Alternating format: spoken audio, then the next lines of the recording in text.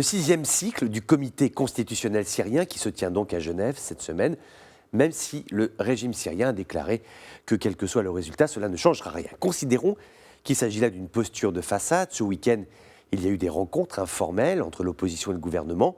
Que veut l'opposition? Hadi El-Barra, coprésident de l'opposition syrienne, appelle à la création d'un organe de transition de gouvernance. C'est là une vieille idée séduisante pour tout le monde, mais dès que l'on essaye de l'appliquer très vite, ça coince, ça devient compliqué. D'ailleurs, les Russes eux-mêmes y croient guère. La question qui se pose en fait à Genève est la suivante.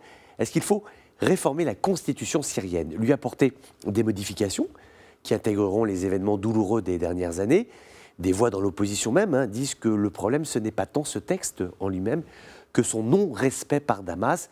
La constitution de l'État syrien, si elle est appliquée à la lettre, dans le respect du droit, ne pose pas de souci. Ou bien, autre hypothèse, en écrire une autre, de la première à la dernière ligne, ce qui serait long, compliqué, mais qui aurait le mérite de rebattre les cartes du jeu, partir sur de nouvelles bases. Côté gouvernemental, opérons un distinguo entre d'une part Damas, Bachar el-Assad, son clan, sa femme, ses cousins Makhlouf, son frère qui dirige la 4e division, et puis d'autre part le mentor russe qui aimerait bien sortir de cette histoire syrienne, briser l'isolement diplomatique de Damas et insuffler une dynamique interne aboutissant au renouvellement des élites damascènes.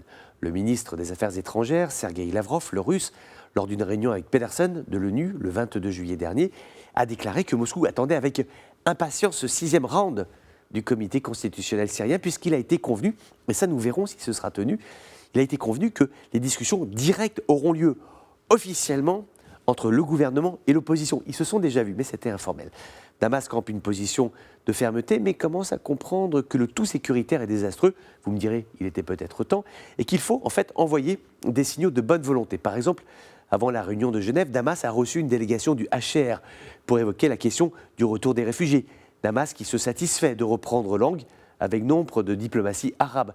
L'enjeu est ici la normalisation du régime. Pour cela, Bachar el-Assad est certainement prêt à faire des concessions de faible ampleur, mais tout de même, en revanche, ce qui n'est pas négociable, c'est la responsabilité pénale du président Bachar el-Assad pour les 10 années de guerre civile. Les États-Unis et la France réclament qu'il réponde de ses agissements devant un juge. L'Occident, sur ce point, ne cédera pas.